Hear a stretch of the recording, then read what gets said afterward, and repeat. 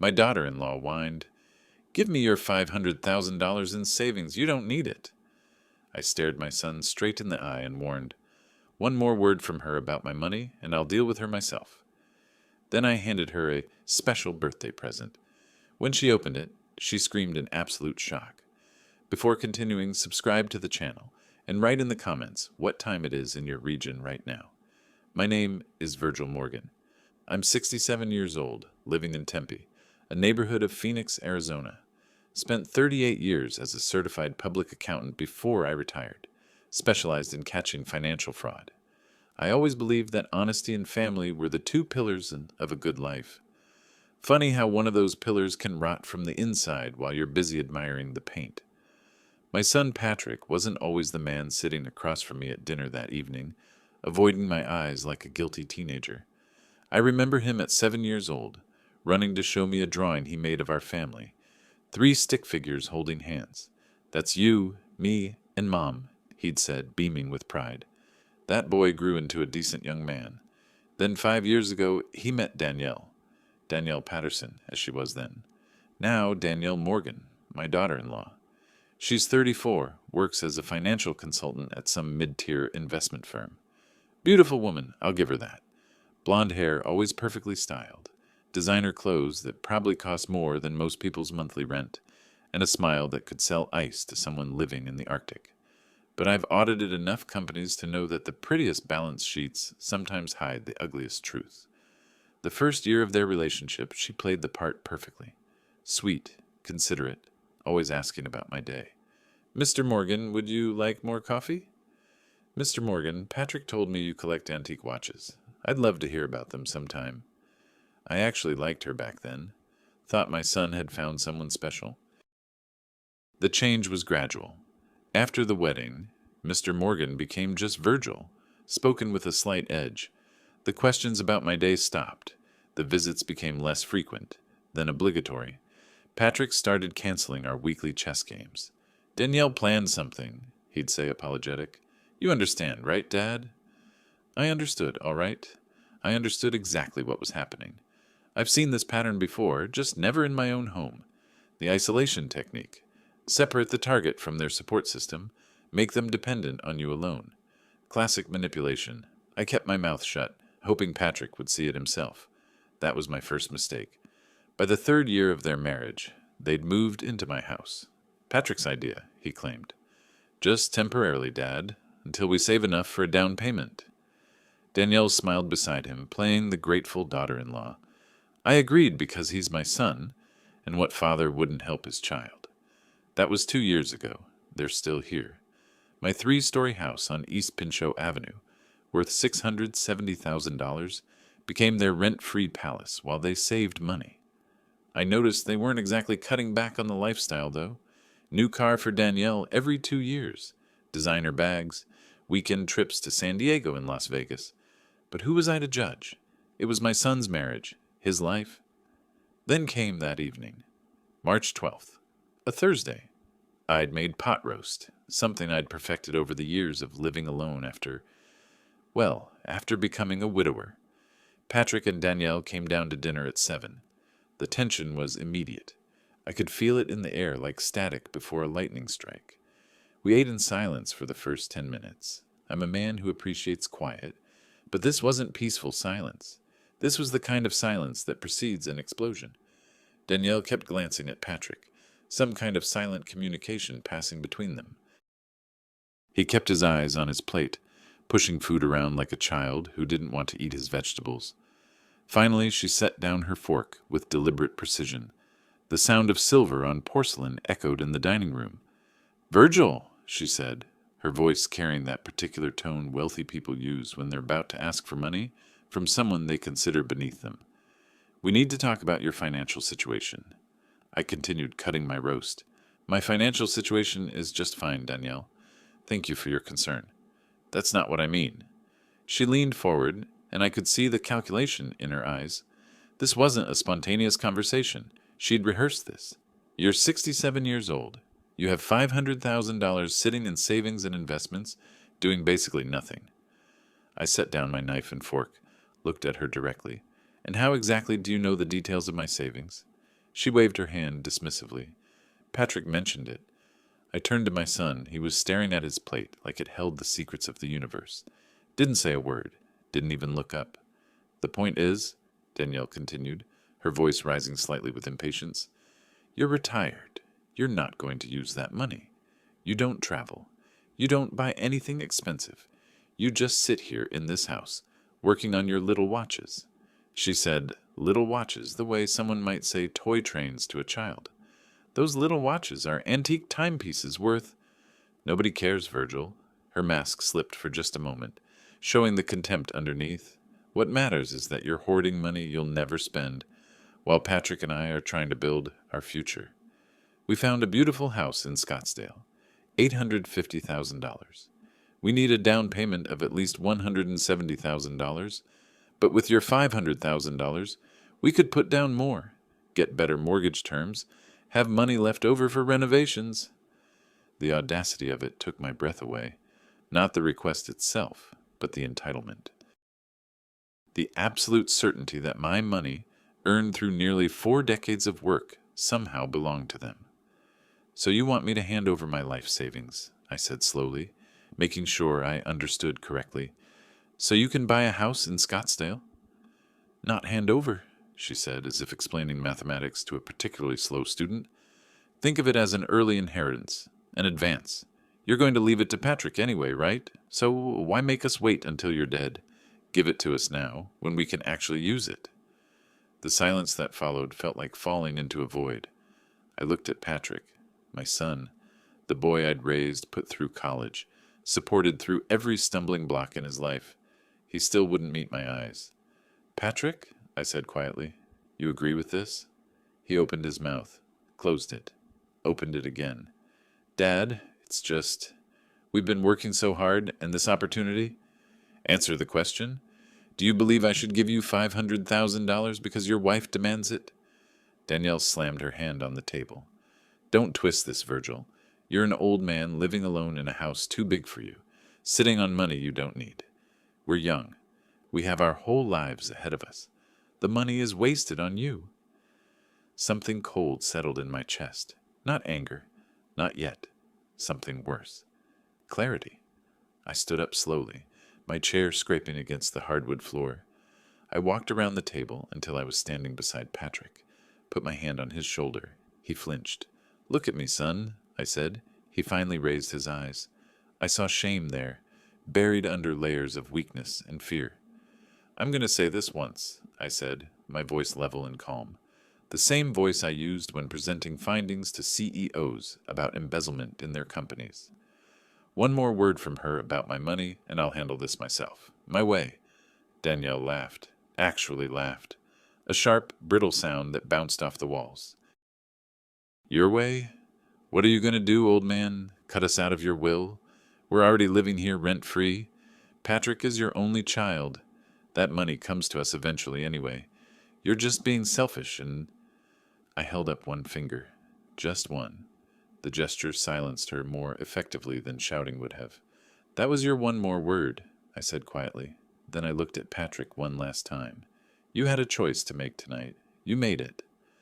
I walked out of the dining room, leaving my half-eaten dinner behind. Behind me, I heard Danielle's voice, high and mocking. What a joke! Like he's actually going to do anything. He's just a bitter old man. In my study, I closed the door and sat at my desk. Looked at the photographs on the wall. Patrick at his graduation. Patrick at his wedding. Me standing beside him, proud as any father could be. Patrick as a child, grinning with missing front teeth.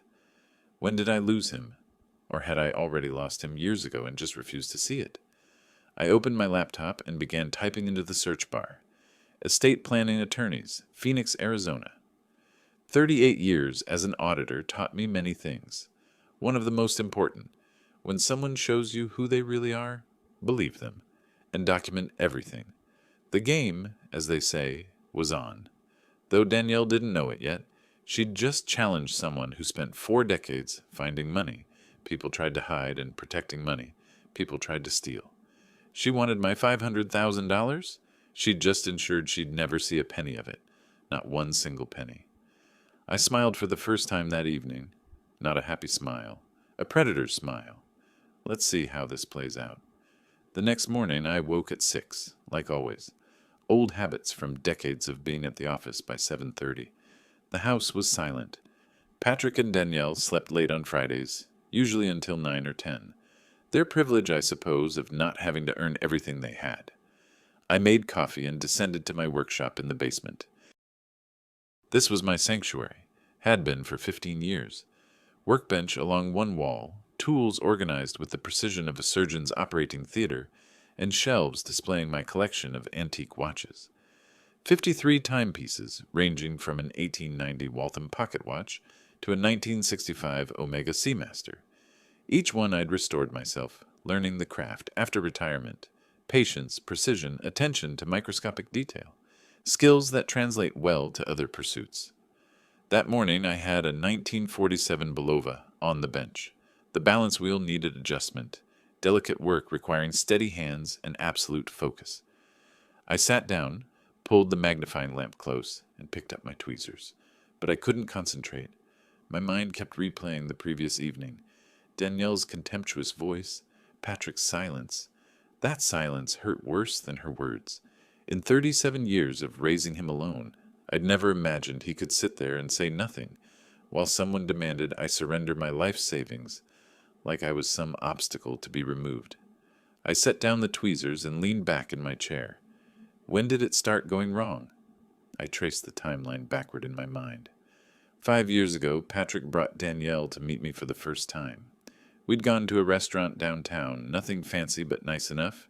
She'd been charming that evening, asking intelligent questions about my work, laughing at my stories about catching embezzlers. "Patrick says you have a mind like a steel trap," she'd said, smiling. "I can see why." I'd liked her, genuinely liked her. The engagement came 4 months later. Fast, I thought, but young people move quickly these days. The wedding was small, elegant. I paid for half, though they hadn't asked me to.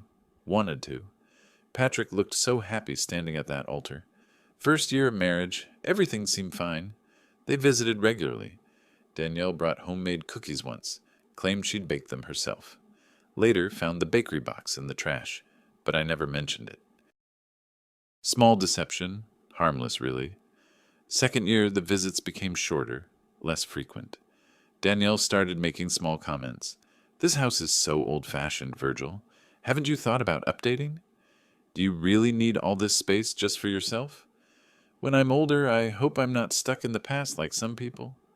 That last one stung, though she'd laughed like it was a joke. Patrick had laughed too, nervously. Third year, they moved in. Patrick lost his previous job due to company downsizing. Just temporary, he'd promised. Danielle had just smiled, already measuring the rooms with her eyes like she owned them. I remembered one specific evening about 6 months after they moved in.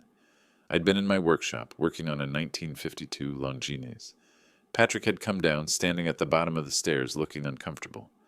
"Dad, can we talk?" "Of course. Come sit."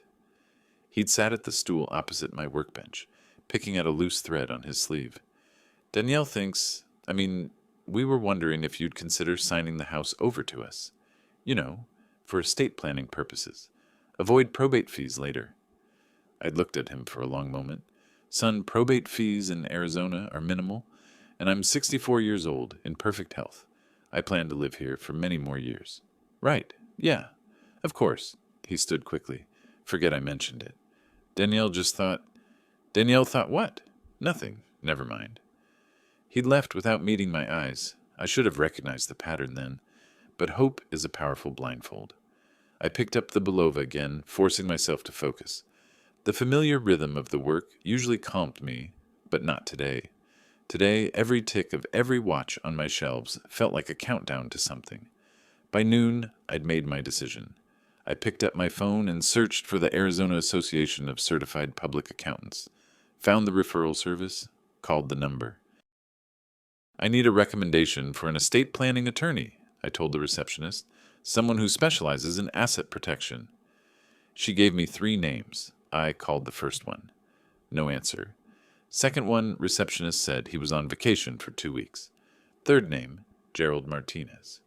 "Martinez Law Office, how may I help you?" "My name is Virgil Morgan. I'm a retired CPA, and I need to speak with Mr. Martinez about estate planning, specifically asset protection strategies. Mr. Martinez has an opening Monday morning at 10. Would that work? 3 days. I could wait 3 days. Perfect. After hanging up, I heard footsteps upstairs. The ceiling creaked as someone walked from bedroom to kitchen. Water running, coffee maker starting. They were awake. I stayed in my workshop. Let them wonder where I was. Let them think about last night.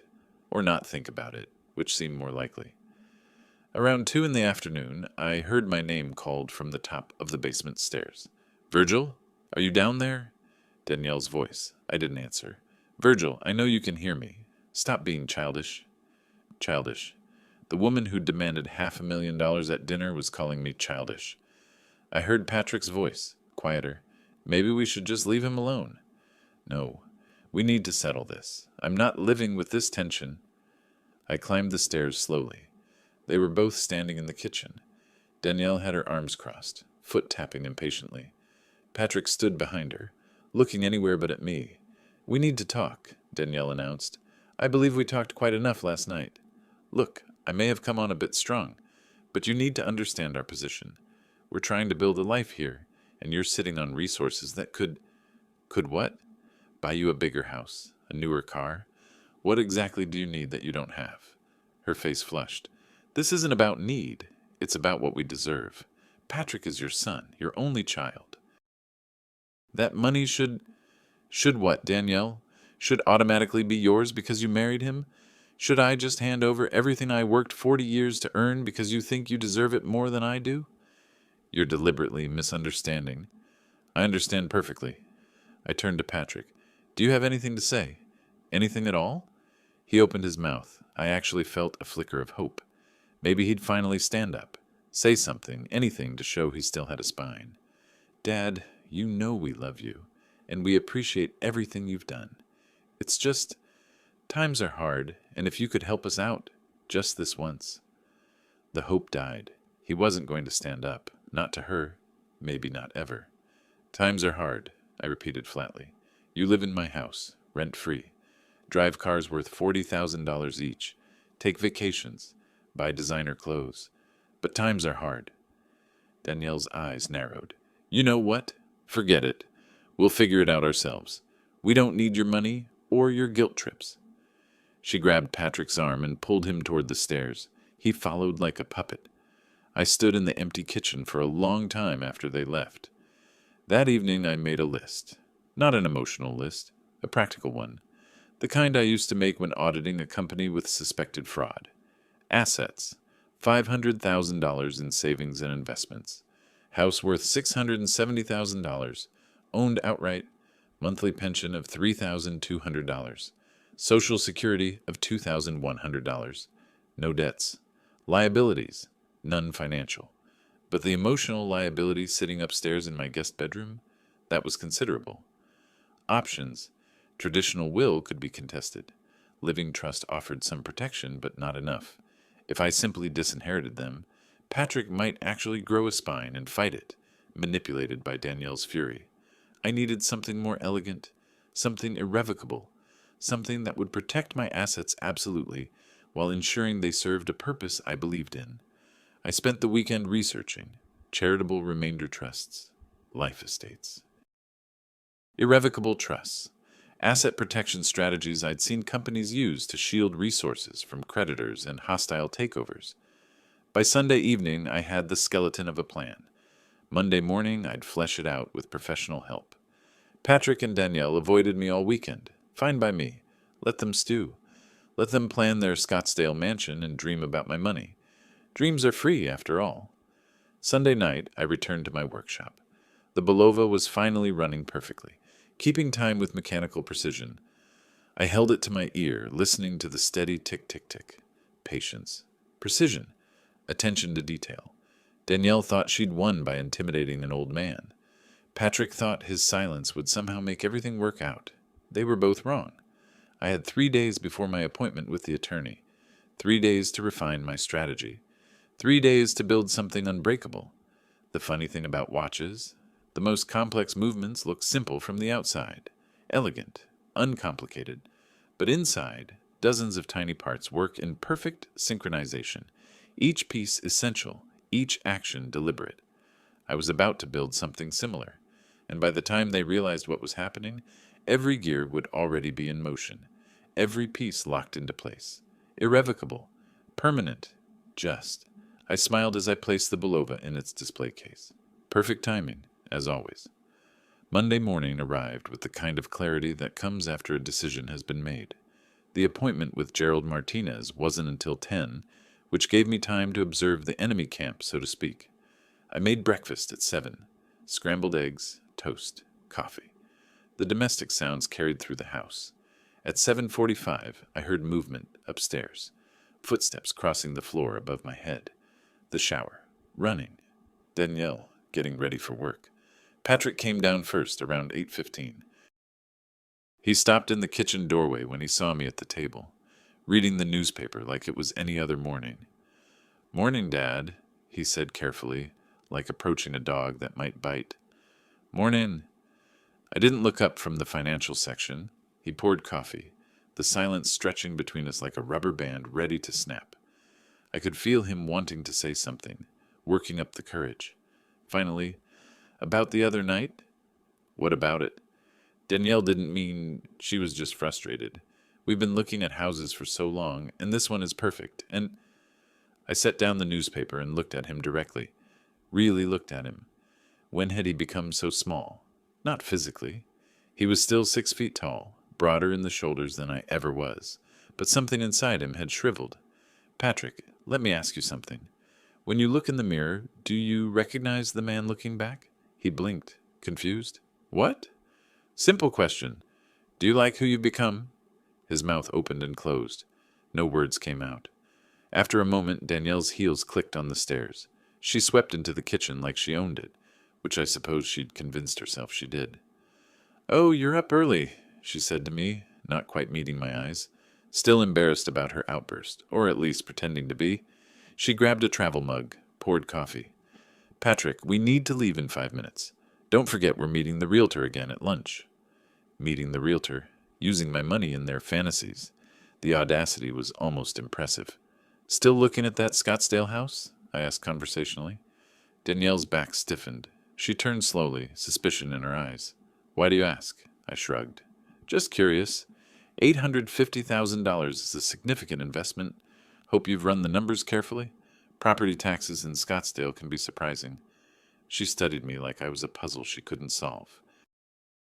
Was I being sarcastic? Genuinely helpful? Finally, she decided I was just a harmless old man offering unsolicited advice. "We've run all the numbers," she said coolly. "Multiple times. It's a sound investment." "With what down payment?" The question hung in the air. Patrick looked at his shoes. Danielle's jaw tightened. "That's being worked out," she said. "Ah, being worked out. I see." I went back to my newspaper. Well, good luck with that. I could feel her fury radiating across the kitchen. But what could she say? I hadn't refused anything, hadn't promised anything. I'd simply wished them luck. They left 10 minutes later. Through the window, I watched Danielle's BMW pull out of the driveway too fast, tires squealing slightly. Temper, temper. The house settled into silence. I washed my breakfast dishes, methodical and slow, every action deliberate. Then I went to my study and pulled out a small recording device I'd ordered online the week before. About the size of a USB drive. Voice activated. Could record up to 40 hours on a single charge. I'd been an auditor for 38 years. Documentation wasn't just a habit, it was religion. Every important meeting, every significant conversation, I had learned to record everything. CYA, we called it in the business. Cover your assets. I placed 3 of these devices in strategic locations. One in the living room bookshelf, one in the kitchen cabinet, one in the dining room buffet. All hidden, all legal. Arizona is a one-party consent state for recording. Since it was my house, my consent was all that mattered. If Danielle wanted to keep discussing my money when I wasn't around, I'd at least have a record of it. The meeting with Martinez was everything I'd hoped for. His office occupied the 5th floor of a building in downtown Phoenix, views of the city spreading in every direction. He was perhaps 55, graying at the temples, with the careful manner of someone who'd spent decades navigating legal complexities. "Mr. Morgan," he said, shaking my hand firmly, "your message said you needed asset protection advice. Tell me about your situation."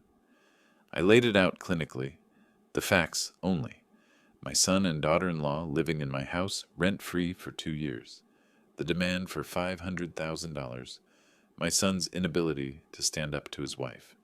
My desire to protect assets I'd spent a lifetime accumulating. Martinez listened without interrupting, taking occasional notes. When I finished, he leaned back in his chair. "How important is maintaining a relationship with your son?" he asked. "Interesting question. Important, but not at the cost of my dignity or my financial security." He nodded. "Then we have options. The most powerful would be a charitable remainder trust. Are you familiar with the concept?" "Generally, but I'd like the specifics." He pulled up documents on his computer screen, turning it so I could see. A CRT is irrevocable. Once established, it cannot be changed or dissolved. You transfer assets, in your case, perhaps the bulk of your savings, into the trust. The trust is managed by a trustee and will ultimately benefit a qualified charity of your choosing. But here's the key. You retain the right to receive income from the trust for the rest of your life. So I get regular payments, but the principal is protected? Exactly. Typically 5 to 6% annually on $485,000. That would be approximately $24,250 per year. The remainder after your passing goes to the designated charity. It cannot be contested. It cannot be claimed by heirs. It's completely beyond their reach. I felt something loosen in my chest. This was exactly what I needed. "What about the house?" "Life estate," he said immediately. You transfer ownership to a designated beneficiary. Could be the same charity, but you retain the absolute right to live in the property until your death. Cannot be sold without your permission. Cannot be occupied by anyone you don't approve. You maintain complete control while technically no longer owning it. And if someone's currently living there? A slight smile crossed his face. You could revoke their permission to reside there at any time. Beautiful, elegant, ironclad. How long does this take to set up? The trust?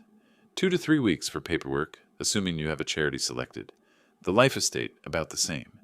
Both require notarization and proper filing, but nothing complicated. I thought about Danielle, probably at that very moment sitting in some realtor's office, planning how to spend my money. The image made me smile. "Let's do it," I said, "both of them, as quickly as possible." We spent the next hour going through details. Martinez would draw up the documents. I'd need to select a charity as beneficiary. Everything would be ready for my signature within 2 weeks. As I left his office, I felt lighter than I had in months. The pieces were falling into place. That evening, Patrick and Danielle came home late, after 8. I was in my workshop when I heard them come in, voices raised even before they shut the door. "Told you he was being sarcastic," Danielle was saying. That comment about property taxes. He was mocking us.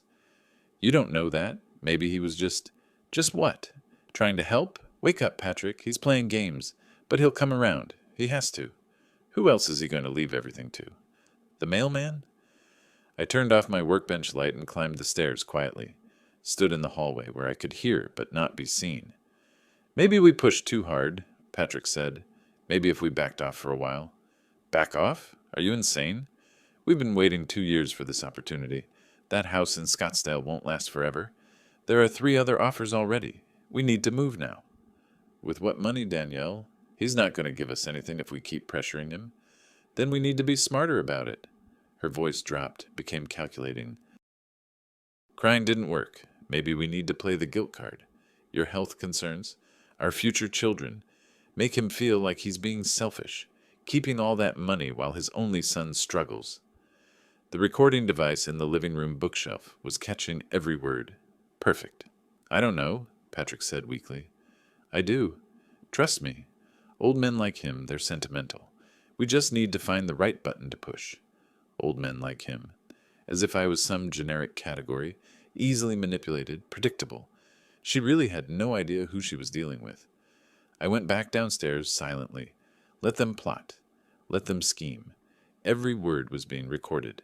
Every manipulation documented.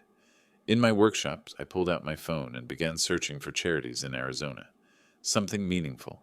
Something that would represent what I believed in. Arizona Senior Citizens Support Foundation. Perfect. I knew the director, Glover Webb, from the chess club. Good man.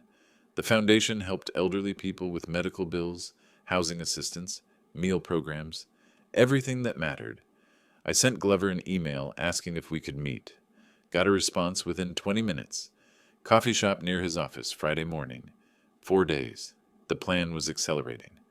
Upstairs, I could still hear voices. Danielle's rising and falling in emphasis.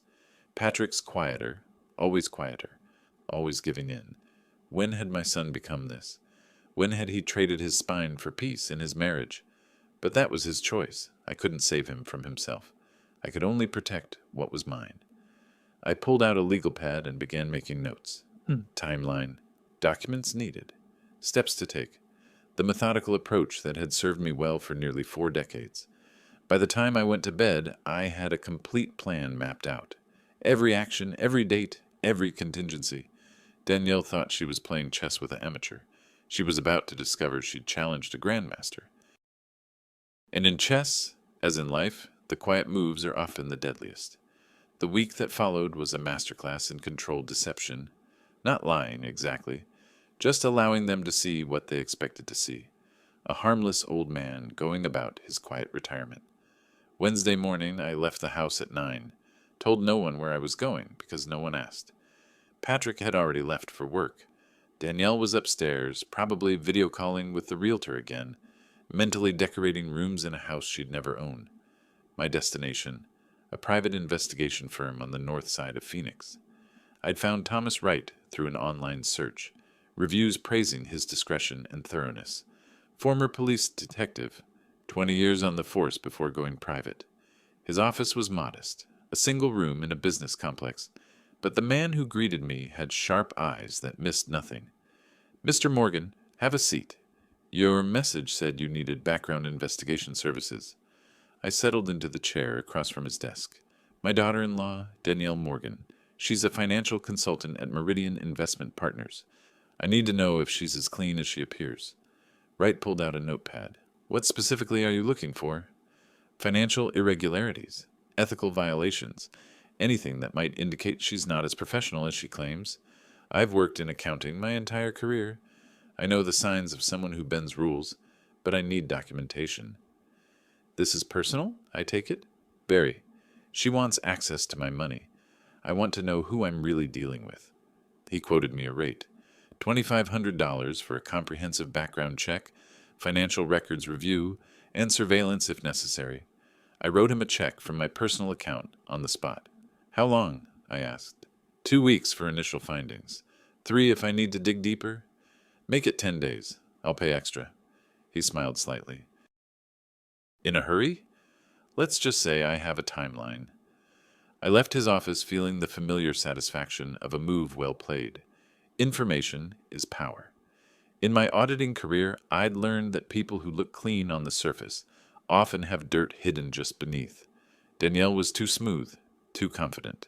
Nobody gets through life that perfect. Friday morning, I met Glover Webb at a coffee shop near downtown.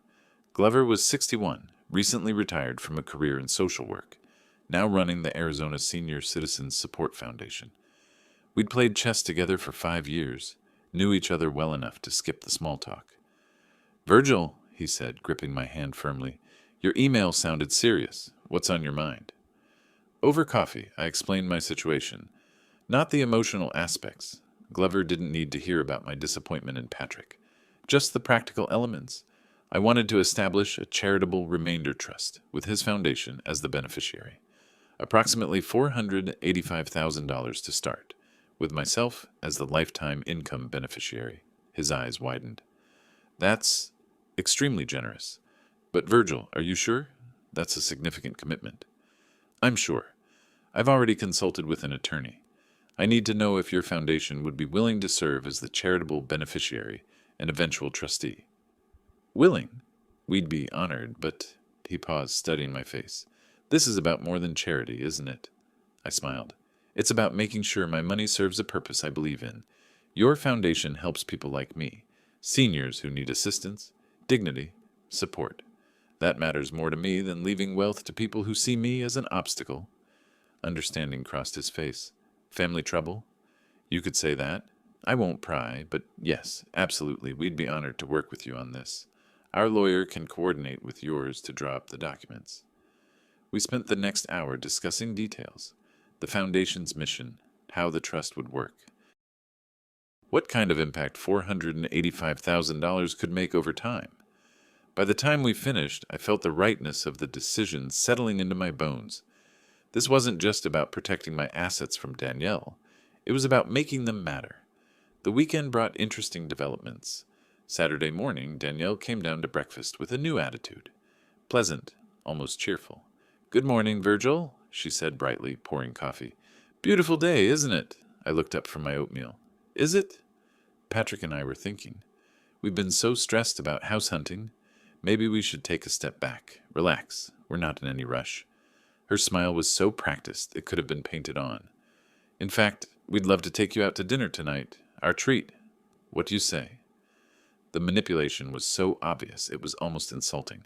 The guilt trip Patrick had mentioned. The strategy session I'd overheard. This was their new approach. Be nice, make me feel valued, then gradually steer the conversation back to money. "Dinner sounds fine," I said neutrally. Her smile widened. "Wonderful. There's a new Italian place downtown. 7 o'clock?" That evening they both performed beautifully. Patrick asked about my watches, something he hadn't done in months.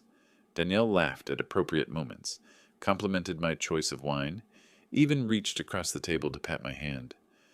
"We've been thinking," she said over dessert, her voice warm and concerned. "Patrick and we haven't been fair to you. You've given us so much, a place to live, your patience, your support, and we've been ungrateful. Have you?" I kept my voice noncommittal. "Yes. The truth is, we got caught up in our own dreams. That house in Scottsdale, it's beautiful, but it's just a house. What matters is family." She squeezed Patrick's hand. "Right, honey?" Patrick nodded, his expression earnest. "Right. Dad, we want you to know that we appreciate everything, and we're sorry if we made you feel pressured." The performance was impressive. If I hadn't overheard their conversation, if I didn't know this was strategy rather than sincerity, I might have believed it. "I appreciate that," I said simply. Danielle leaned forward. "And we want you to be part of our future. When we have children, your grandchildren, we want them to know their grandfather. We want to build those memories together." Ah, there it was, the emotional hook. Future grandchildren, legacy, family continuity, all the buttons she thought would make an old man pliable. "That's good to hear," I said. She waited for more. I gave her nothing. The rest of the dinner passed in pleasant conversation. They paid as promised. We drove home in Patrick's car, Danielle chattering about potential vacation destinations, how nice it would be to travel together as a family. In my study later that night, I checked the recordings. Every word of their strategy session was captured. Every calculation, every manipulation. I downloaded the files to my computer, backed them up to cloud storage, and labeled them clearly. Evidence 1, March 2025. Monday brought the second week of my plan into motion. Martinez called to say the trust documents were ready for review. I drove to his office, read through 40 pages of legal language, asked clarifying questions, and signed where indicated.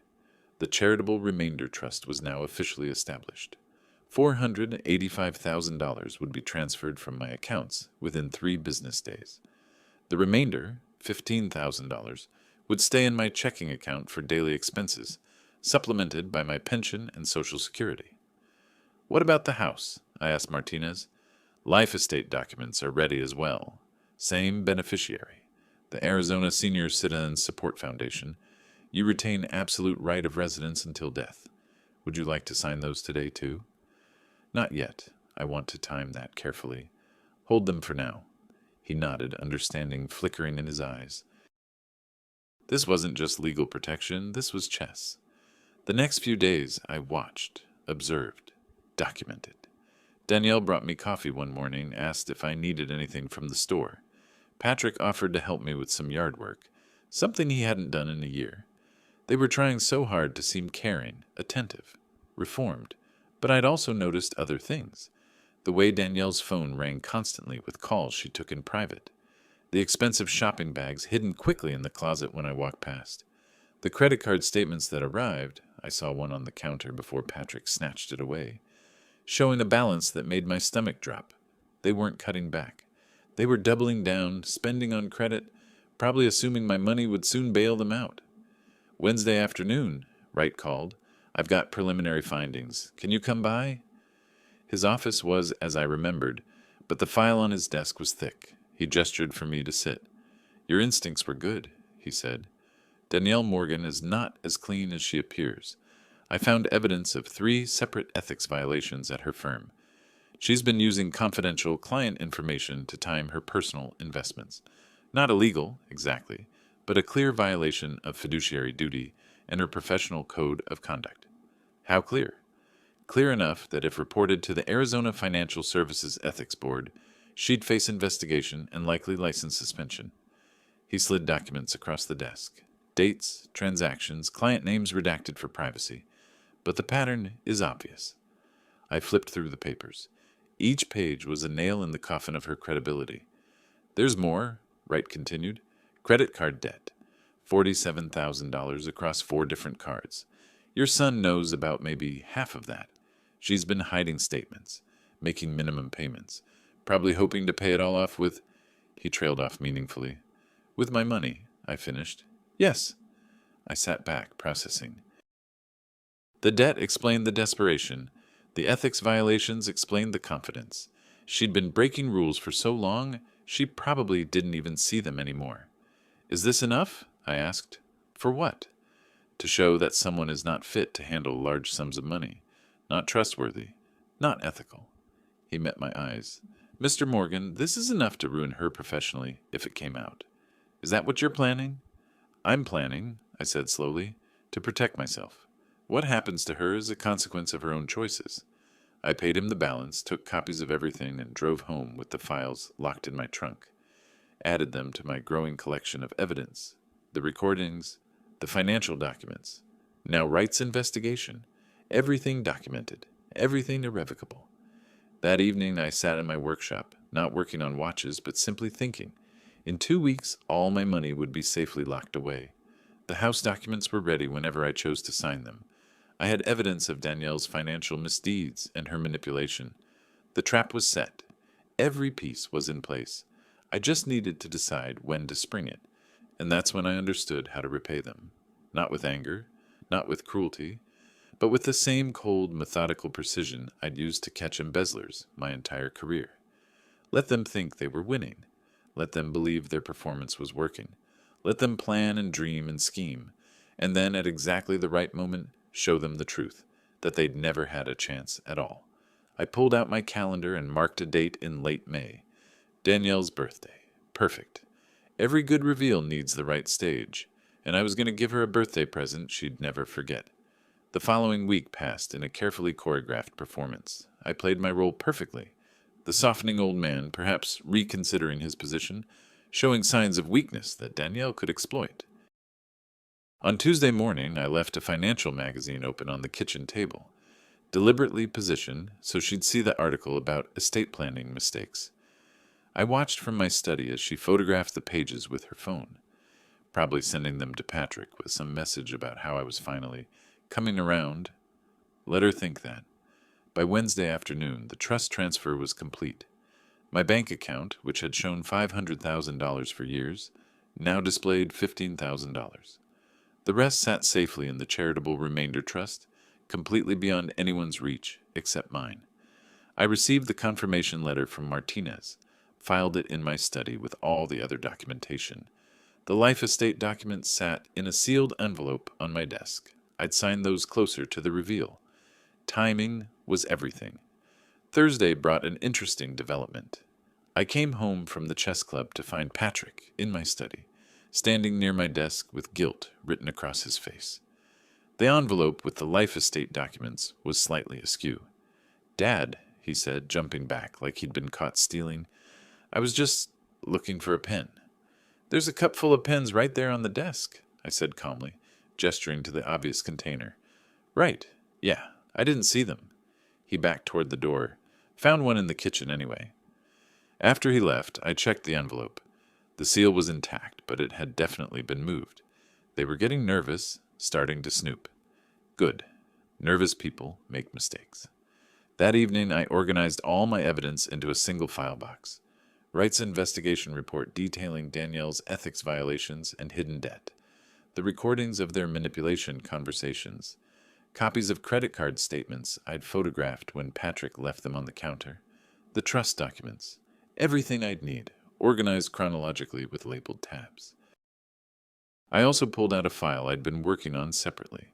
A formal complaint to the Arizona Financial Services Ethics Board. 3 pages detailing Danielle's use of confidential client information for personal gain, supported by Wright's documentation. Anonymous, of course. No return address, but thorough enough that they'd have to investigate. I sealed it in an envelope addressed to the board's Phoenix office. Didn't mail it yet. That would come later, at precisely the right moment. The weekend arrived, and with it, escalating pressure from Danielle. Saturday morning, she cornered me in the kitchen. Virgil, I wanted to talk to you about something. Her voice carried that false sweetness again. Patrick and I have been thinking. We know we asked a lot before, and that was wrong. But what if we approached this differently?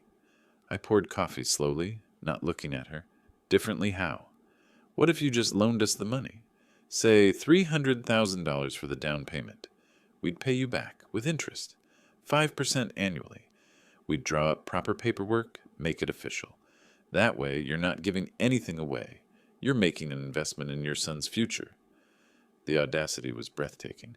She'd gone from demanding $500,000 as a gift to only asking for $300,000 as a loan she'd probably never repay. The entitlement never ended.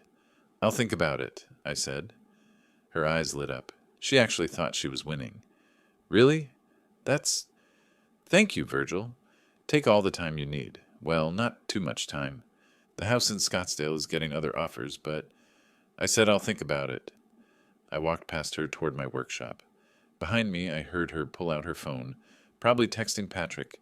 He's considering it. The loan approach is working. They had no idea that every penny was already gone, locked away where they'd never touch it. The following Tuesday, I made my move on the house. Drove to Martinez's office, signed the life estate documents, transferring ownership to the Arizona Senior Citizens Support Foundation while retaining my lifetime right of residence. This is now irrevocable as well, Martinez confirmed. You can live here until you pass away, and you maintain complete control over who else can reside in the property. But the ownership itself has transferred. And if I wanted someone currently living there to leave, you'd simply revoke your permission for them to stay. Give them reasonable notice. 30 to 60 days is standard. Since you retain the life estate, your authority is absolute. Perfect. The documents were filed, notarized, recorded. My $670,000 house now belonged to a charity, though I'd live in it for the rest of my life. And Patrick and Danielle? They had no legal claim to any of it. That evening, I committed my final preparatory act, walked to the mailbox at the end of the street, and dropped in the envelope addressed to the Arizona Financial Services Ethics Board. Anonymous complaint, detailed evidence, impossible to trace back to me. The investigation would take weeks to start, but once it did, Danielle's career would implode. Everything was ready, every piece in position. I just needed the right moment for the reveal. Danielle's birthday was in 6 days. I'd already made the reservation at the Arrogant Butcher, an upscale restaurant in downtown Phoenix. Told them it was for a birthday celebration, party of 3. Requested a table with some visibility. The setting needed to be semi-public. Witnesses always added weight to these moments. I also purchased the gift box. Went to an upscale stationery store and bought an elegant box covered in gold foil paper, about the size that might hold an expensive watch or jewelry. Bought a red satin ribbon, too. Presentation mattered. At home, I assembled the contents carefully. The trust documents, showing the $485,000 transfer. The life estate deed, showing the house transfer. copies of Wright's investigation showing her ethics violations, copies of the credit card statements showing her hidden debt, the complaint form I'd sent to the ethics board, a copy for her records, and on top, a letter I'd written by hand. Dear Danielle, you wanted my $500,000. You called me an old man who didn't need it. You said the money was wasted on me. You were right about one thing. I don't need all of it. That's why $485,000 now sits in a charitable remainder trust, benefiting Arizona's senior citizens. I receive income from it for life, but the principal is protected forever. You'll never touch it. The house? It belongs to the foundation too, though I retain lifetime residence rights. That means I decide who lives here. And I've decided you have 60 days to find other accommodations. The enclosed documents show your professional ethics violations and your hidden debts. I've already reported these to the appropriate authorities. Your career is likely over. You said I was an old man hoarding money I'd never spend while you built your future. The truth is, I built my future over 38 years of honest work. You tried to steal it in 5 minutes of entitlement. Consider this an education in consequences. With justice, not regards, Virgil Morgan. I read it over 3 times, made one small edit, then printed it on quality stationery, folded it precisely and placed it on top of the documents in the gift box, added the ribbon. The package sat in my study, waiting. 6 days until her birthday. 6 days until she opened it in a restaurant full of people and realized she'd lost everything. I found myself smiling as I worked on a vintage Rolex that evening. The mechanism was complex, dozens of tiny parts working in synchronization. Remove one key component, and the whole thing stopped working. Danielle's plan had been the same. She'd built this elaborate scheme: isolate Patrick, move into my house, manipulate me emotionally, create urgency around the Scottsdale house, position herself as the grateful daughter-in-law. But she'd made a critical error. She'd assumed I was a simple mechanism, easily understood and manipulated. She'd forgotten that I spent nearly 4 decades taking apart financial schemes far more sophisticated than hers, finding the weak points, documenting the evidence, building ironclad cases. This wasn't personal, it was professional, and I was very, very good at my profession. The Rolex ticked to life in my hands. Perfect timing restored. I placed it carefully in its case. 6 more days. Danielle's birthday arrived on a Wednesday. I woke early, as always, and went through my normal routine. Coffee, newspaper. The house was quiet. Patrick had an early meeting and left before 7. Danielle slept late, as usual. Around 10, I heard her moving around upstairs, the shower running.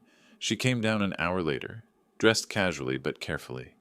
Birthday girl expecting celebration. Morning, Virgil, she said, smiling. Patrick said you made a reservation for tonight? That's so thoughtful. 7 o'clock at the Arrogant Butcher, I confirmed. Downtown? I've always wanted to go there. It's supposed to be amazing. She poured coffee, her mood buoyant. Probably thinking tonight was when I'd finally cave, announce I'd loan them money, hand over their future on a silver platter. Wear something nice, I suggested. It's an upscale place. Of course, she glanced at me curiously. Is there something special about tonight? It's your birthday, I said simply. That's special enough. The afternoon crawled by. I spent it in my workshop, though I couldn't concentrate on any actual repairs. Just sat there, thinking through the evening ahead, visualizing the moment, anticipating reactions. At 5:30, I dressed in my best suit. Dark gray, white shirt, burgundy tie. Polished shoes. When you deliver justice, you do it with dignity. The gift box sat on my desk, wrapped in gold paper, the red ribbon tied in a perfect bow. I carried it to my car and placed it carefully in the passenger seat. Patrick arrived home at 6:15, rushed and apologetic. Sorry, Dad. Meeting ran late. Give me 15 minutes to change. At 6:45, we were all in Patrick's car, heading downtown. The drive was quiet, tension humming beneath the surface, though no one acknowledged it. Danielle kept glancing at the gift box I'd placed on my lap. Is that for me? She asked, voice artificially light. Of course. Every birthday needs a gift. You didn't have to do that. I know. I watched the city lights slide past the window, but I wanted to. The arrogant butcher occupied a corner location in downtown Phoenix, all glass windows and warm lighting. We were seated at a table near the center of the dining room, not tucked away in a corner, but visible, exactly as I'd requested. Dinner proceeded with excruciating normalcy. Appetizers, main courses. The food was excellent. The conversation was strained. Danielle kept eyeing the gift box, which I'd placed on the empty chair beside me. "Should I open it now?" she asked after the entrees were cleared. "Wait for dessert," I said. "Better that way." Patrick was sweating slightly, though the restaurant wasn't warm. Some instinct warning him that something was wrong, though he couldn't articulate what. The waiter brought dessert, a chocolate cake with a single candle, per my request when making the reservation. Danielle laughed, blew out the candle, made a wish, probably wishing for my money. "Now?" she asked, reaching for the box. I pushed it across the table. "Now." She pulled off the ribbon, her smile bright and expectant. Probably thinking jewelry, maybe a check, something valuable that signaled my surrender. She lifted the lid. Her smile froze. Papers. Clear plastic sleeves with documents visible through them. Not jewelry, not a check. Her hands moved mechanically, lifting out the first item. The letter, handwritten on cream stationery. I watched her face as she read, watched the color drain from her cheeks like water from a sink. Her eyes widened, moving faster across the lines. Her mouth opened slightly, then closed, opened again. "What?" she whispered. "What is this?" "Read the rest," I suggested calmly. She flipped to the next document. The trust certificate. Her hands started trembling as she read the words, "Charitable Remainder Trust," and $485,000, and "irrevocable." "No." The word came out strangled. "No, you didn't. Keep reading."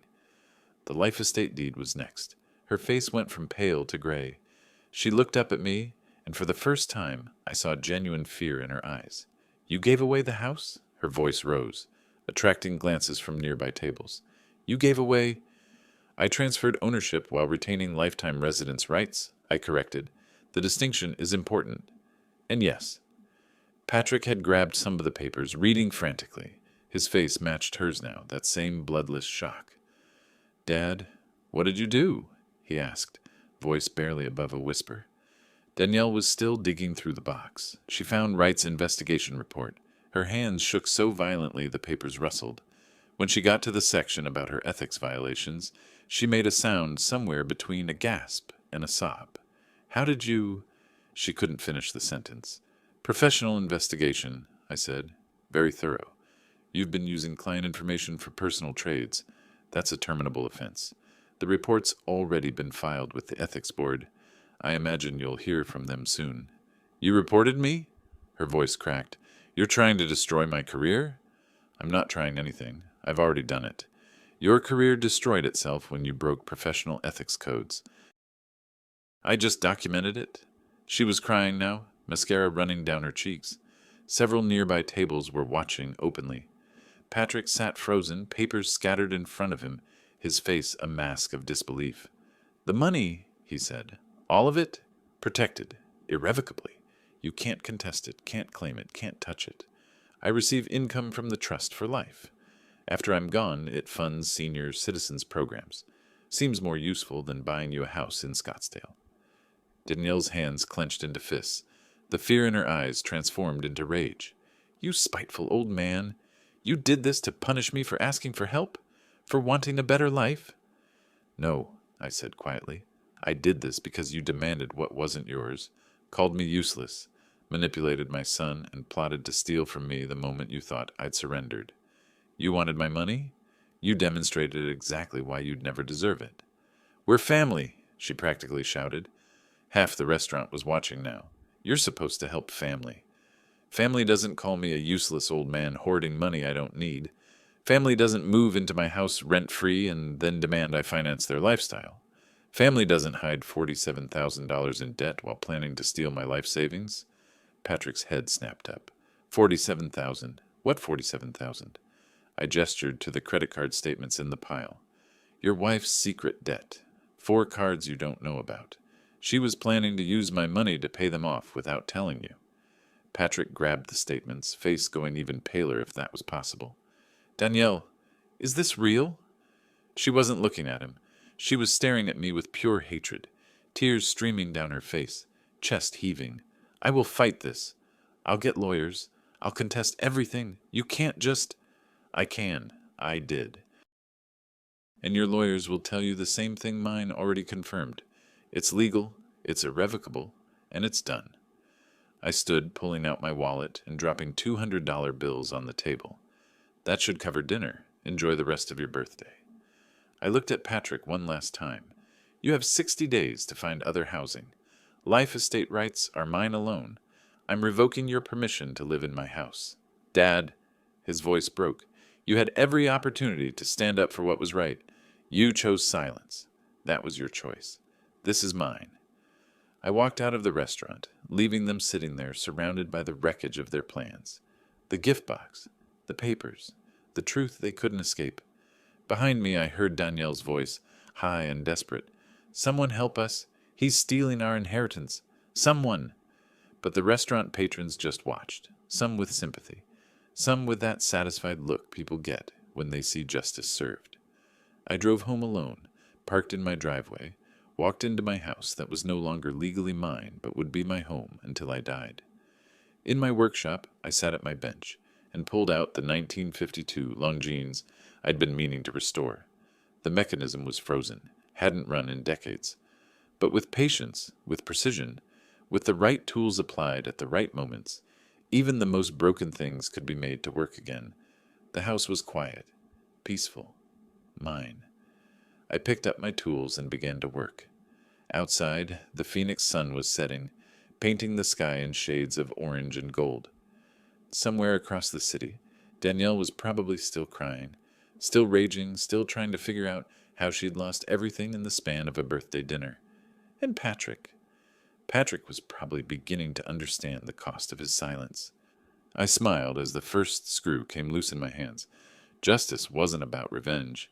It was about balance, about consequences, about making sure the scales tipped in the direction of what was right, not what was convenient.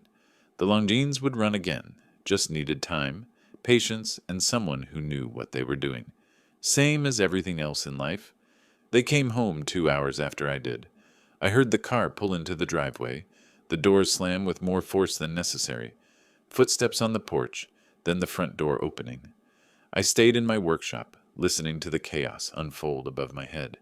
Danielle's voice shrill and breaking. This can't be legal. There has to be something we can do. Patrick's quieter but strained. I don't know. I don't know anything anymore. Call a lawyer. Call someone. We can't just accept this. Footsteps pacing back and forth. The sound of something being thrown. A purse probably, hitting the wall. Then crying. Angry, frustrated, desperate crying. I returned to the Longines on my workbench. Steady hands, steady breath. Let them process. Let them rage. The documents were ironclad. Martinez had assured me of that. The next morning I woke to find Danielle already on the phone in the kitchen, still wearing yesterday's clothes. She hadn't slept. Dark circles under her eyes, makeup smudged, voice hoarse from crying and yelling. Yes, I need to speak with an attorney immediately. Estate law, asset protection. A pause. No, this afternoon won't work. I need someone now. She glanced up, saw me in the doorway, and her expression hardened into pure venom. She turned her back, continuing her conversation. Patrick came down the stairs, looking like he'd aged 10 years overnight. We made eye contact for a brief second before he looked away. Dad? He started. Morning, I said, pouring my coffee. Can we talk about this? Maybe work something out. There's nothing to work out. The documents are legal. The transfers are complete. And you have 58 days remaining to find other accommodations. Danielle whirled around, phone pressed to her chest. You're really going to throw your own son out on the street? No. I'm going to exercise my legal right to determine who lives in a property where I hold lifetime residence rights. There's a difference. You're a monster, she hissed. I'm a man who protected his assets from people who felt entitled to them. If that makes me a monster in your eyes, I can live with that assessment. She made an inarticulate sound of fury and stormed upstairs, phone still in hand. Over the next few days, the house became a war zone. Not physical, They weren't stupid enough for that, but emotional. Danielle found an attorney, someone from a mid-tier firm who specialized in estate disputes. His name was Raymond Blake, and he charged $400 an hour to tell her what Martinez had already told me. Everything was legal. I know this because I heard her screaming into her phone.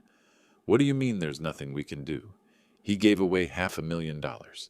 The house is worth over $500,000. That's our inheritance. Blake's response was apparently unsatisfactory. More screaming followed. The phone hit the wall. Patrick tried to calm her down, his voice a desperate murmur I couldn't quite make out. That Friday, exactly 1 week after the birthday dinner, Danielle received a certified letter. I was home when it arrived. Saw the return address. Arizona Financial Services Ethics Board. She opened it in the kitchen, hands shaking. Read the first few lines and sank into a chair like her legs had given out. No, she whispered. No, no, no. Patrick read over her shoulder. What is this? Investigation? Evidence of professional misconduct? He reported me. Her voice was dead, flat. That investigation he mentioned. He actually filed a formal complaint. Did you? Patrick looked at her. Really looked at her. Did you do what they're accusing you of? The silence stretched long enough to be its own answer. Danielle, it wasn't like that. I just used some market timing information. Information I had access to. It's not illegal. It says here you used confidential client data for personal investment decisions. That's not just market timing. That's... Don't you dare judge me, she shot to her feet. Not after everything I've done for us. I was trying to build our future while you sat around being Daddy's perfect little boy. I never asked you to break ethics rules. You never asked me anything. You just went along with whatever I said because you're too weak to make your own decisions. The words hung in the air between them. Patrick's face crumpled. He turned and walked out of the kitchen without another word. Danielle noticed me standing in the doorway to my study. Our eyes met. Hers were red-rimmed. Wild. You're enjoying this, she said. No, I'm just watching the natural consequences of your choices play out. Natural consequences? You orchestrated this. You planned this whole thing. I protected myself. You created the circumstances that made protection necessary. She grabbed her purse and keys, brushed past me hard enough that I had to catch myself against the doorframe, and left. Her car squealed out of the driveway. Patrick came downstairs 10 minutes later. Found me making lunch, a sandwich, simple and efficient. Dad, he said. His voice was different, smaller. I need to talk to you. Then talk. He sat at the kitchen table, put his head in his hands. I'm sorry. For everything. For not standing up to her. For not protecting you. For all of it. I know you are. Is there any way to fix this? I set down my sandwich. Looked at my son, my only child, who I'd raised alone, who I'd loved unconditionally, who had let me down so completely. Patrick, do you understand what you're sorry for? Really understand? I let her treat you badly. I should have said something. You did more than let her treat me badly. You participated. You told her about my finances. You brought her into my home. You stood by silently while she called me useless and demanded I hand over my life savings. You became complicit. I know, and I hate myself for it. Good, you should. That self-awareness is the first step. I picked up my sandwich again, but awareness doesn't undo actions. Trust, once broken, isn't easily repaired. So that's it? You're just done with me. I didn't say that. I said trust isn't easily repaired. That doesn't mean it's impossible. But it takes time, and it requires you to figure out who you are when Danielle isn't pulling your strings. He flinched at that, but didn't argue, maybe because he knew it was true. The 60-day eviction notice stands, I continued. You need to leave. Find your own place. Build your own life. Show me through actions, not words, that you're the man I raised and not the puppet she created. And if I do that, then maybe, in time, we can rebuild something. But Patrick? I mean years, not months. You don't get to apologize and have everything go back to normal. He nodded slowly, tears streaming down his face. I understand. Do you? Because your wife is upstairs right now, probably planning how to manipulate this situation, how to use your relationship with me as leverage, how to guilt me or trick me or pressure me into changing my mind. I won't let her. We'll see. He left the kitchen without eating, without saying anything else. I heard him climb the stairs, heard the bedroom door close. A week later, the second shoe dropped. Danielle came home from work early, face ashen. She went straight to the bedroom without speaking to anyone. Patrick came to my study that evening. She was fired. The ethics board opened their investigation, and her firm put her on administrative leave, while they conduct their own internal review. They found more violations. She's been terminated. And, I don't know what we're going to do. She was making $92,000 a year. I make $78,000. Without her income, we can't afford much. That's unfortunate. He stared at me. That's all you have to say? What would you like me to say? That I'll give you money to solve this problem? I won't. You're both adults. Figure it out.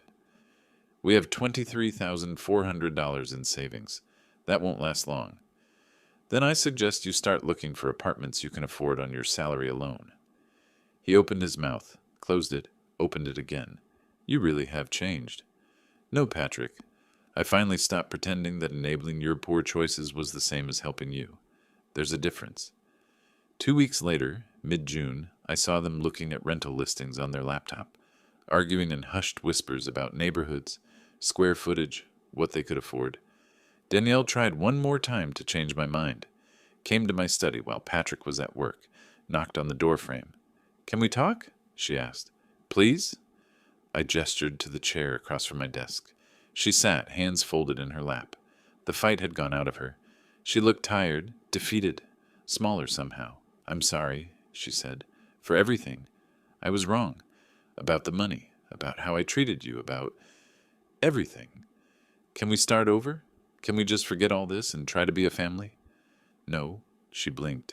Just like that? No, just like that. You're not sorry, Danielle. You're sorry you got caught. You're sorry your plan didn't work. If I'd given you that money, we wouldn't be having this conversation. You'd be in Scottsdale right now, spending my money, probably already calculating how to ask for more. That's not fair. Life isn't fair, but it is just, and justice has been served. What about Patrick? Don't you care about him at all? More than you ever did, which is why I'm not enabling his dependence on manipulative people anymore. He needs to find his own strength. He can't do that while you're using him. So you're just going to let your son struggle? I'm going to let my son grow up. Finally. At 37 years old, it's past time. She stood, the mask dropping away. You'll regret this, both of you. When you're old and alone and dying, you'll wish you'd been kinder. Perhaps. But I'll be old and alone, with my dignity intact, and my resources protecting people who actually deserve help. That's enough for me. She left without another word. By late June, they'd found a place, a 2-bedroom apartment in a less desirable part of Phoenix, $1,850 a month. Not the Scottsdale mansion they'd dreamed of, but what they could afford on Patrick's salary alone. I marked the date on my calendar, July 28th, 60 days from the birthday dinner, their deadline to vacate. The house felt lighter already, knowing they'd soon be gone. Soon it would be mine again, quiet, peaceful, exactly as it should be. July arrived with Phoenix's brutal summer heat, the kind that makes the air shimmer and turns steering wheels into torture devices. The house's air conditioning ran constantly. The atmosphere inside was even more frigid than necessary. Danielle had stopped speaking to me entirely. When we crossed paths, she looked through me like I was a ghost. Patrick tried to maintain some semblance of normalcy, but the strain showed in his face, the way he couldn't quite meet my eyes. They were packing, slowly, reluctantly, but packing nonetheless. Boxes appeared in the hallway. Furniture they'd bought was tagged for the moving truck they'd rented. The first day of July brought an unexpected development. Patrick came home from work early, face drawn. "What's wrong?" Danielle asked before she could stop herself, her silence forgotten in the moment. "The bank rejected our mortgage application for that house we were looking at. The smaller one, the $320,000 one." "Why? You have good credit. We have the down payment."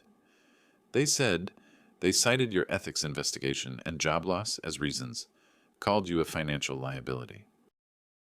Said they couldn't approve a loan when one borrower is facing professional sanctions. The color drained from her face. But we need that house. The apartment is tiny. We can't live there long term. I know, but they won't approve us. And I called 2 other banks. Same answer. She sank onto the couch, realization washing over her. He didn't just take the money. He destroyed our ability to get more. He didn't destroy anything, Patrick said quietly. You did that yourself when you used client information improperly. Don't you dare. No. No more deflecting. No more blaming him. You made choices. Bad ones. And now we're living with the consequences. It was the first time I'd heard Patrick stand up to her. The first real sign that maybe, possibly, he was starting to find that spine I'd wondered about. Danielle stood up and walked out of the room without responding. But I saw something in her expression. A crack in the armor. A hint that she might be starting to understand the full scope of what she'd lost. That same week, I received an envelope in the mail. Inside was a check for $6,062.50, the first quarterly payment from the Charitable Remainder Trust. I sat at my desk, holding the check, feeling the rightness of it. This money wasn't going to fund a mansion in Scottsdale. It wasn't going to enable anyone's greed or bad choices. I wrote a check for $3,000 to the Phoenix Homeless Shelter. Attached a note, in memory of those who struggle, from someone who almost lost his dignity. The remaining $3,062.50 went into my checking account to supplement my pension and Social Security. Enough to live comfortably, modestly, with no one to answer to. Mid-July brought the ethics hearing. Danielle received notice that she needed to appear before the Arizona Financial Services Ethics Board for a formal hearing. They had 3 witnesses prepared to testify about her misuse of confidential client information. The night before the hearing, she broke. I heard her crying in the bedroom, not the angry tears of the first few days, but deep, body-shaking sobs of someone facing the complete destruction of their professional identity. Patrick's voice murmuring comfort, her voice broken. I'm going to lose my license. They're going to take everything. We'll figure it out. How? How will we figure it out? I can't work as a financial consultant without a license. That's all I know how to do. No answer from Patrick. What could he say? The hearing took place on a Thursday. They left together in the morning, Danielle in a conservative suit, makeup carefully applied to hide the exhaustion and stress. They returned 6 hours later. Danielle went straight to the bedroom. Patrick found me in the living room, reading. It went badly, he said without preamble. The witnesses were very specific. Times, dates, client names. She tried to explain it away, but the evidence was overwhelming. They're giving her 30 days to respond before making a final decision, but her attorney says it's basically a formality. She's going to lose her license, probably for 3 years minimum. And then she has to find something else to do. Administrative work, maybe. Entry-level positions. Things that pay $35,000 or $40,000 a year instead of $92,000. A significant lifestyle adjustment. Dad, don't! He rubbed his face. Please don't be sarcastic right now. This is hard enough. You're right. I apologize. And I meant it. There was no satisfaction in watching them struggle. Just a quiet sense that the universe was correcting itself. The following week, they found their apartment, signed the lease, put down first month, last month, and security deposit, $5,550 total. Their savings were dwindling fast. Patrick tried one more time. Came to my study late one evening, a week before their move-out date. Dad, I know you have your principles, and I respect them. But is there any way you could loan us maybe $10,000? Just to get us started in the new place, buy some furniture, have a buffer? No. I'd pay you back, with interest, whatever terms you want. Patrick, if I loan you money, what do you think happens? We use it to get settled. No. Danielle uses it to maintain a lifestyle you can't afford. She uses it to avoid confronting the reality that her choices have consequences. And you use it to avoid standing up to her, because money problems can be solved with money. So why rock the boat? That's exactly what would happen. You know it. I know it. The answer is no, and it will remain no, no matter how many times you ask. He stood there for a long moment, then nodded. Okay, I understand. But as he turned to leave, he paused. For what it's worth, I think I'm starting to see what you meant. About becoming someone I'm not. About letting her make me weak. Good. Hold on to that clarity. You'll need it. July 28th arrived, moving day. They'd rented a small truck, hired 2 guys from a moving company to help with the heavy furniture. I stayed in my workshop most of the day, listening to the sounds above me, furniture scraping across floors, boxes being carried downstairs, occasional voices calling instructions. Around 3 in the afternoon, Patrick came down to the workshop. We're almost done. Just wanted to say... He trailed off, searching for words. It's not goodbye, I said. It's just distance. Use that distance to figure out who you are. Will you call? Check in? In time. Let's see how the next few months go. He nodded, eyes wet. I love you, Dad. I know. I love you too. That was never in question. He turned to leave, then stopped. Danielle wants to talk to you. One last time. Does she? Yeah, she's upstairs. I climbed the stairs slowly, found Danielle in the empty living room, surrounded by a few remaining boxes. The house looked hollow without their furniture, their belongings. Virgil, she said. Her voice was different, quieter, less sharp. Danielle. I just wanted to say... She looked down at her hands. You won, okay? You won. You took everything. The money, the house, my career, my future. I hope you're satisfied. This was never about winning or losing. It was about protecting what was mine from someone who felt entitled to it. You could have just said no. You didn't have to destroy my entire life. I said no. You laughed at me. You called me a useless old man. You plotted to manipulate me into giving you everything. Your life destroyed itself, Danielle. I just refused to be destroyed along with it. She looked up, and I saw something in her eyes I hadn't seen before.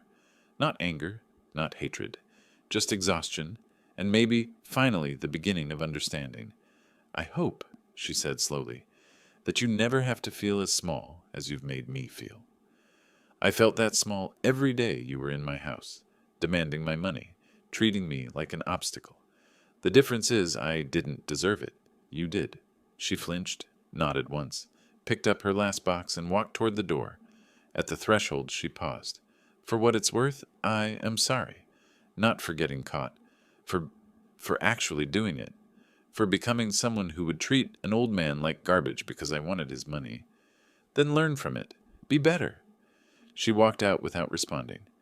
Patrick came down one last time. We stood in the empty entryway together. The keys are on the kitchen counter, he said. Thank you. Dad, Go. Start your new life. Show me through your actions what your apologies mean. He hugged me. Quick. Tight. Then released me and walked out to where Danielle was waiting in the truck. I watched from the window as they drove away, the small rental truck carrying everything they owned, heading toward an apartment that wasn't a mansion in Scottsdale, toward a future that looked nothing like what they'd planned. The house settled into silence around me. Empty. Mine. The way it should have been all along. I walked through the rooms, noting the space they'd occupied, the absence of their presence. It would take time to make it fully mine again, but I had time. In my workshop, I picked up the Longinus. The mechanism was finally restored, every gear in place, every spring properly tensioned. I wound it carefully, listened to the tick, tick, tick as it came to life after decades of silence. Perfect timing, perfect precision, everything in its proper place. Above me, the house was quiet. No footsteps, no arguments, no Danielle's voice making demands, no Patrick's silence enabling her. Just me, my watches, and the peace I'd fought to preserve. Outside, the Phoenix sun beat down on the empty driveway, the grass I'd have to mow myself now, the life I'd have to live alone. But alone with dignity, beat together with exploitation. Every time. I set the Longines on its display stand, admiring the way the sunlight caught the crystal, the elegant sweep of the second hand marking time that belonged to me again. Justice served, balance restored, consequences delivered. The scales were finally even. The first 2 weeks of August passed in a silence so complete, it felt like the house was learning to breathe again. I woke when I wanted, ate when I wanted, Spent hours in my workshop without interruption. The recording devices I'd hidden came out of their hiding places and went into a box in my study. Evidence I'd probably never need again, but couldn't quite bring myself to discard. Patrick called once, midweek. His voice was strained but steady. Just checking in, making sure you're okay. I'm fine, Patrick. How's the apartment? Small, hot. The air conditioning barely works, and the walls are thin enough that we can hear our neighbors arguing. But it's ours, I guess. That's something. A long pause. Danielle's hearing result came through. 3-year suspension. She was officially terminated from her firm the next day. I didn't respond immediately. What was there to say? Congratulations on destroying your career through your own ethical violations? That seemed unnecessarily cruel. How's she handling it? I asked instead. Not well. She's been applying for administrative positions, receptionist work, office management, things that pay $18 an hour. It's humbling for her. Humility isn't the worst thing a person can learn. No, I suppose not. Another pause. Dad, I've been thinking a lot about who I became, about the choices I made, or didn't make. And I'm trying to be better. I told Danielle last week that we're going to marriage counseling, not as a suggestion, as a requirement. If she wants to stay married, we go to therapy. That surprised me. How'd she take it? She agreed. I think losing everything scared her more than she wants to admit. Made her realize that her approach to life wasn't sustainable. Good. That's good, Patrick. I also told her that if she ever disrespects you again, if I ever hear her call you names, or treat you like you're less than human, I'm done. Marriage over. No second chances. I felt something shift in my chest. Not forgiveness exactly, but maybe the foundation for it. That took courage. Should have had that courage 2 years ago, before any of this happened. Maybe. But you have it now. That counts for something. We talked for a few more minutes. Surfaced conversation about weather and the chess club, and whether I'd watched any good documentaries lately. When we hung up, I sat in my study for a long time, looking at the photographs on the wall. Patrick at 7, holding up a drawing. Patrick at his college graduation, grinning with his degree. Patrick at his wedding, standing beside Danielle, who looked radiant and innocent, and nothing like the woman who demanded my life savings. People change. Sometimes for the worse. But sometimes, if they're lucky and willing to do the work, they can change back. 10 days later, the formal decision arrived from the Arizona Financial Services Ethics Board. Certified mail, official letterhead. I almost didn't open it. It wasn't addressed to me after all, but Patrick had given me permission to handle any mail that arrived for them at my address. 3-year license suspension for Danielle Morgan, effective immediately. Professional misconduct. Breach of client confidentiality. Misuse of privileged information. The language was dry and legal, but the message was clear. Her career as a financial consultant was over. I filed the document in my growing collection. Not out of malice, but out of that same auditor's instinct that had served me for nearly 4 decades. Document everything. Keep records. You never know when you might need proof of what happened. Mid-August brought an unexpected development. Patrick lost his job, he called to tell me, voice flat with exhaustion. Laid off? They said it was performance issues. My sales numbers have been down for 3 months. I've been too distracted, too stressed. They gave me 2 weeks, severance, and a handshake. I'm sorry, Patrick. Are you? The question hung between us like a challenge. Yes, I said honestly. I'm sorry you're suffering. That was never the goal. The goal was protecting myself from exploitation. Your pain is a consequence, but not the objective. I know. I'm sorry. That was unfair. A long sigh. We're down to Danielle's unemployment and my severance pay. Maybe $1,800 a month total. The apartment's $1,850. We're going to burn through our savings in weeks. What will you do? Look for work, both of us, anything we can find. Danielle's got interviews lined up at dental offices, corporate reception desks. I'm applying to retail management positions. Nothing glamorous, but it pays. That's all you can do. Dad, his voice cracked slightly. I know I don't deserve to ask this, and I'm not asking for money, but would you be willing to be a job reference if someone calls? I thought about it. Thought about what I'd say if an employer called asking about Patrick Morgan. Would I lie? Would I damage his chances further out of residual anger? Yes, I said. I'll give you a good reference. You were a good son for 30 years before you became a disappointing one for 2. That history counts. Thank you. He sounded like he might cry. Thank you so much. 3 days later, I received an email from Glover Webb at the Arizona Senior Citizens Support Foundation. The subject line read, First Impact Report. I opened it with curiosity mixed with something that might have been pride. Virgil, it read, I wanted to update you on what your charitable trust has already accomplished. In just 10 weeks, the foundation has used income from your trust to pay $2,400 in medical bills for an 82-year-old woman with breast cancer who couldn't afford her treatments. Cover 3 months of rent, $2,700 for a 76-year-old veteran facing eviction. Provide $1,200 in grocery assistance to 4 homebound seniors. We've helped 7 people in total so far, with another 12 applications under review. Your generosity is changing lives in ways both immediate and profound. On behalf of everyone we've served and will serve, thank you. I read the email 3 times, looked at the dollar amounts, thought about Danielle demanding my money to buy a mansion in Scottsdale and how that same money was instead keeping seniors from homelessness and hunger. This was what money was for, not status symbols, not luxury, but making actual tangible differences in people's lives who needed help through no fault of their own. I replied, Glover, thank you for the update. This is exactly what I hoped would happen. Please keep me informed of the Foundation's work. Proud to be part of it. Virgil, the last day of August, a letter arrived addressed to me. Return address showed Patrick's apartment. Inside was a single page, handwritten.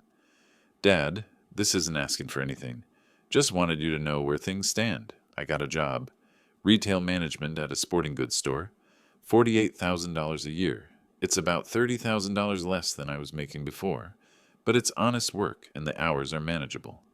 Danielle got hired as an administrative assistant at a dental clinic. $38,000 a year. She starts Monday. We're seeing a marriage counselor every Thursday. It's hard. We're confronting things I didn't want to look at, but it's necessary. Danielle asked me to tell you she wrote you a letter. She's going to mail it herself, but she wanted me to mention it so you don't throw it away thinking it's junk mail. I'm not asking you to forgive me, or forgive us. I'm just asking you to know that we're trying to be better than we were. I love you. I hope someday we can sit down together and talk about something other than money and mistakes. Patrick. I folded the letter carefully and placed it in my desk drawer. 2 days later, Danielle's letter arrived. I held it for a long time before opening it, wondering what she could possibly say that would matter. But curiosity won out. Virgil, I don't expect you to believe this, but I need to say it anyway. I'm sorry. Not sorry I got caught. Not sorry I lost. Sorry for who I was, for how I treated you, for looking at a man who worked his entire life and seeing only a wallet I was entitled to open. You were right about me. I was greedy. I was cruel. I was so focused on getting what I wanted that I didn't care who I hurt to get it. Losing my license woke me up. Sitting in that ethics hearing, listening to people detail my violations, I saw myself clearly for the first time in years. I didn't like what I saw. I'm working as an administrative assistant now. I make less in a year than I used to spend on clothes in 6 months. Patrick and I live in an apartment where the AC barely works, and we can hear our neighbors through the walls. And you know what? I'm learning that having less stuff doesn't make me less of a person. That my worth isn't tied to my job title or my salary or the size of my house. I don't expect forgiveness. I don't deserve it. But I wanted you to know that what you did, as much as it hurt, might have been the wake-up call I needed. I hope someday you can look at me without seeing the worst version of myself. Danielle. I read it twice, set it down, picked it up and read it again. Was it genuine or another manipulation? With Danielle, it was hard to say. But Patrick's letter had mentioned therapy, changes, consequences forcing growth. Maybe people could change, or maybe they just got better at pretending. Time would tell. I filed both letters in my desk drawer, next to Patrick's other correspondence. Evidence of evolution, if it was real. Evidence of continued manipulation, if it wasn't. Either way, they were no longer my problem to solve. September arrived with cooler temperatures and clearer skies. Phoenix in early fall before the tourists returned and the snowbirds descended. I had my house, my dignity, my peace. And somewhere across the city, Patrick and Danielle were learning to live with less, while I learned to live with enough. The scales were balanced. Justice, as it turned out, didn't require cruelty, just consequences. Mid-September arrived with the kind of clarity that comes after a storm. The air in Phoenix had that crisp quality it gets just before the heat breaks for the season, and I woke early as always, comfortable in the knowledge that every decision in my house was mine alone. I'd taken up the Longines project in earnest, the 1952 Swiss model that had been sitting in my collection for 3 years, waiting for the right moment. Funny how some repairs need perfect timing, not just mechanical timing, but emotional readiness. You have to be in the right headspace to do delicate work. Distraction leads to mistakes. Now finally, I was ready. The watch sat on my bench, partially disassembled, its intricate inner world exposed. Dozens of tiny gears and springs, each one essential, each one positioned exactly where it needed to be for the whole mechanism to function. As I worked, I thought about the past 6 months, the confrontation in March, the planning through April and May, the revelation in the restaurant, the consequences that rippled outward through summer like waves from a drop stone. My phone buzzed, an email from Glover Webb. Virgil, quick update. The foundation just approved its 10th assistance grant using income from your trust. We helped a 71-year-old man cover the gap between his Medicare and his heart medication costs. $680, that meant the difference between taking his pills and eating that week. Thought you'd want to know? Thanks for making this possible. Gee. I smiled, setting down my jeweler's loop. 10 people helped. 10 lives improved. That was what $485,000 could do when it served purpose instead of entitlement. I replied briefly, "That's exactly why I did this. Keep up the excellent work." Around noon, another letter arrived, Patrick's handwriting on the envelope. I'd been getting these weekly updates for a month now, progress reports, essentially, how he was doing at work, how therapy was going, small observations about growth and change. I opened it at my workbench. Dad, 3 months in the new place now. Still weird, still small, but starting to feel like ours. Danielle got a small raise, $40,000 now. I got promoted to senior shift manager, bumped up to $52,000. We're making ends meet. Barely, but we're doing it. Therapy continues. This week we talked about entitlement versus gratitude. Hard session, Danielle cried. I cried. But we're getting somewhere. She wanted me to tell you that she's been volunteering at a senior center on weekends. Food pantry service. She said it helps her remember that not everything is about money or status. That people need dignity and respect more than they need material things. I don't know if you believe she's changing. Some days I'm not sure I believe it, but I see effort. That counts for something. I included a photo, taken at my new job. Not glamorous, but it's honest work. Thought you might want to see that I'm okay. Love always, Patrick. I pulled out the photo. Patrick in a polo shirt with the sporting goods store logo, standing in front of a display of basketballs. He looked older than I remembered, tired around the eyes, but there was something in his expression, a steadiness that hadn't been there before, the look of a man carrying weight he'd finally acknowledged. I set the photo on my desk, propped against the lamp where I could see it while I worked. The Longines was coming together beautifully, each piece sliding into place with satisfying precision. The balance wheel installed, the escapement aligned, the mainspring properly tensioned. Around 3 in the afternoon, I took a break and made coffee. Stood at my kitchen window, looking out at the backyard I'd maintained alone for months now. The grass needed mowing. The garden needed weeding. All tasks I'd handle myself, at my own pace, without anyone demanding my attention or my resources. My phone rang. Patrick. Hey, Dad. Got a minute? Always. I wanted to ask you something, and I want you to be completely honest. Okay. Do you think there's a path forward? For us, I mean. for our relationship? Or did I break it so completely that we're done? I considered the question seriously, thought about everything that had happened. The betrayal, the silence, the compliance with cruelty, but also about the letters, the changes, the effort being made. I think, I said slowly, that broken things can be repaired if someone's willing to do the work, but they're never quite the same as they were before. There's always a reminder of the break, a scar, if you will.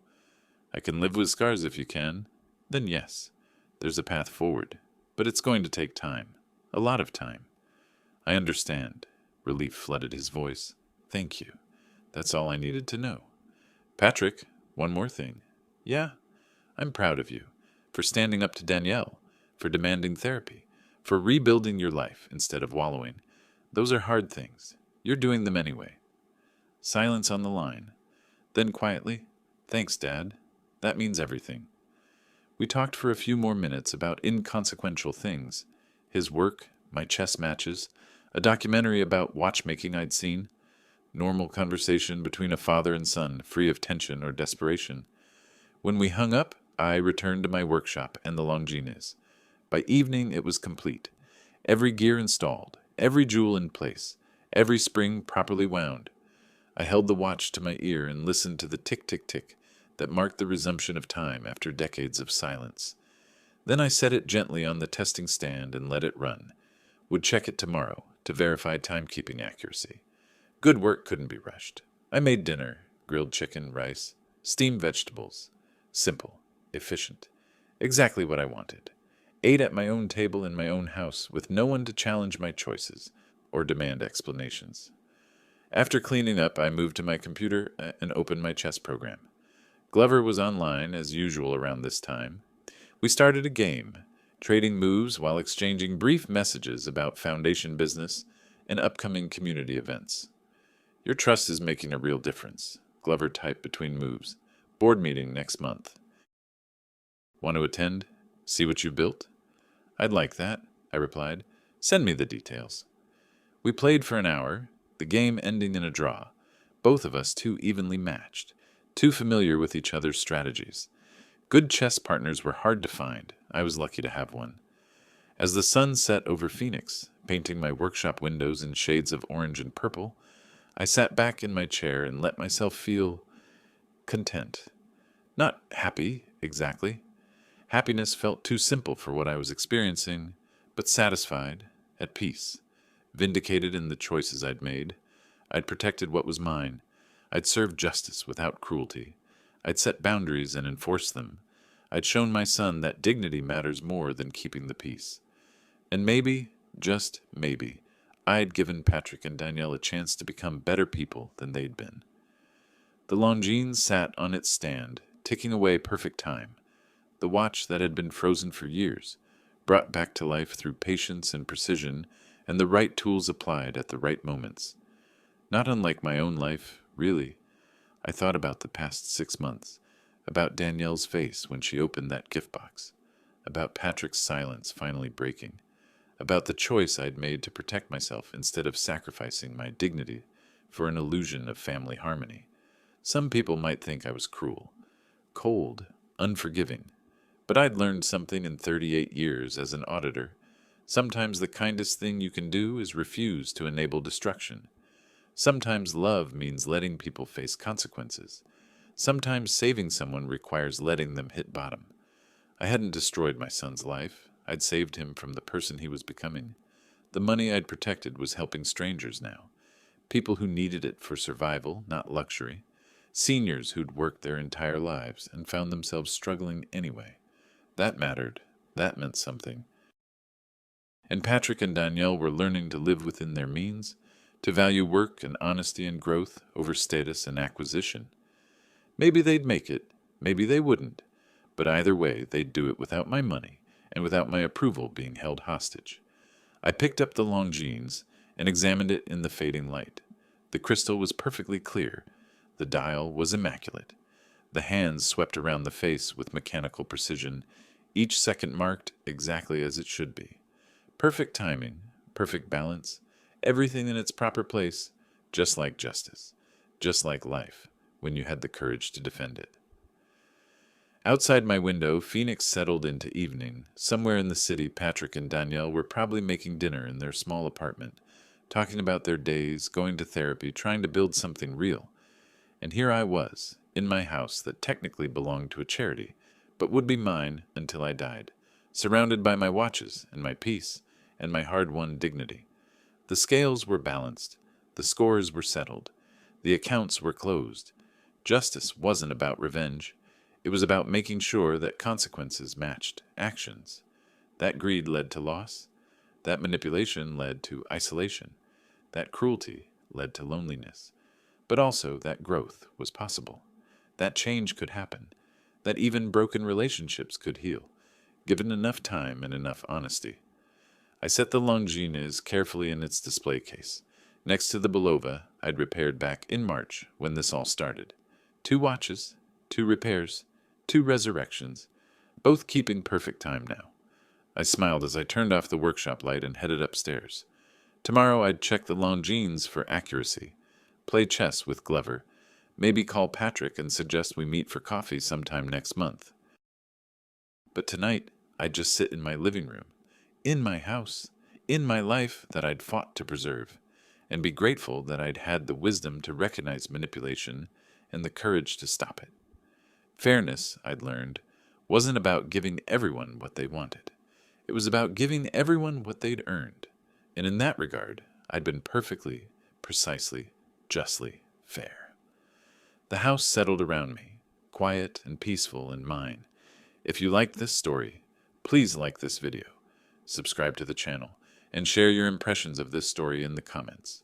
To listen to the next story, click on the box on the left. Thank you for watching.